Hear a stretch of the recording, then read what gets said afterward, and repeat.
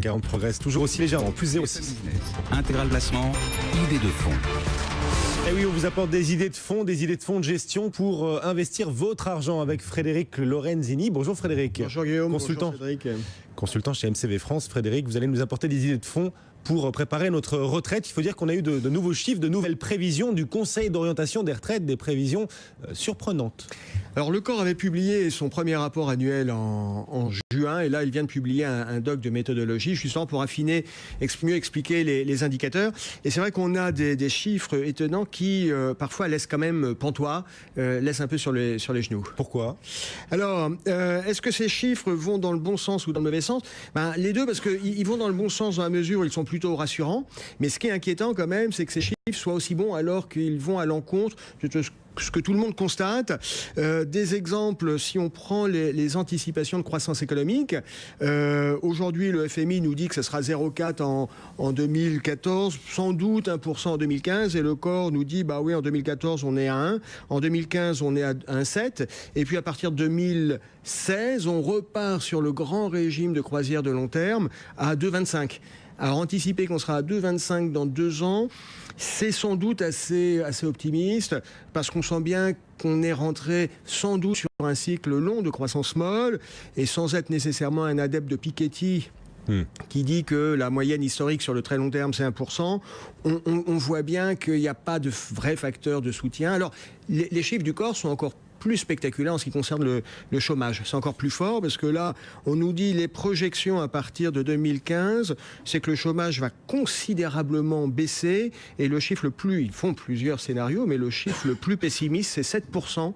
7%, là, on se dit qu'il y a véritablement une opération du Saint-Esprit. On ne voit pas comment on va arriver sur ces chiffres-là. Prévision trop optimiste donc du Conseil d'orientation des retraites. Il faut être plus pessimiste quand on parle retraite, Frédéric ? Alors, il ne faut pas nécessairement être plus pessimiste, il faut essayer de faire des scénarios raisonnables. Ce qu'on fait classiquement, on a 3 scénarios.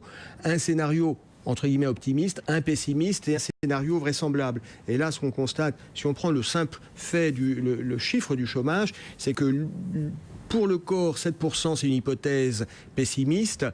Aujourd'hui, si on devait tomber à 7%, tout le monde considère que c'est une hypothèse optimiste. Et on ne voit pas comment ça va s'améliorer. Il faut quand même rappeler qu'en juin, sur cette antenne, on avait parlé d'une information qui indiquait que si rien n'est fait, le régime de l'AGIRC, la retraite complémentaire des cadres, serait obligé de baisser ses prestations de 11% à l'horizon 2019. C'est dans 4-5 ans. Dans ce contexte, quelles sont les solutions pour préparer, pour pérenniser sa retraite ? Alors il y en a des solutions, on en a déjà parlé sur cette antenne. Il y a des solutions, bien évidemment sous réserve d'avoir les moyens de mettre en place une stratégie individuelle, mais on en a parlé, il y a les fonds à horizon, les target date. Il y a des possibilités de sortir en rente quand on a un PEA. Il y a des contrats, justement, épargne longue de type variable annuities, comme ce qu'on voit aux États-Unis. On les trouve chez des offreurs tels que AXA. Donc, oui, il y a des solutions. Néanmoins, faut les mettre en place suffisamment tôt. Des solutions et zéro solution miracle, quand même, sur la retraite. Alors, il n'y a pas de solution miracle.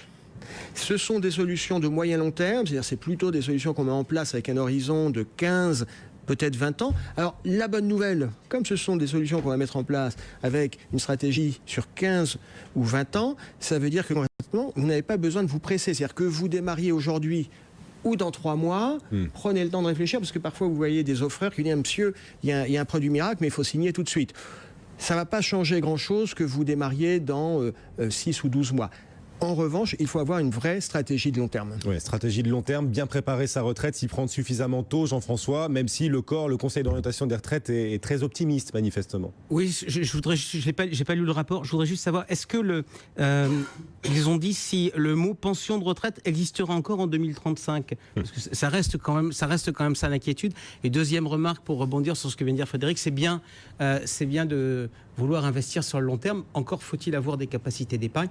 Et je pense que ça pose un deuxième débat de société, qui est de savoir éventuellement le risque de conflit de génération qu'il peut y avoir entre des actifs qui ont de moins en moins d'argent et les inactifs qui concentrent aujourd'hui le patrimoine. Et je pense que ce débat-là, malheureusement, n'est pas posé. Merci messieurs, Jean-François Filiatre et Frédéric. Vaste sujet. Ouais, vaste sujet, c'est sûr. On pourrait écrire un bouquin d'ailleurs. Frédéric Lorenzini, consultant chez MCV France. À bientôt Frédéric. À bientôt.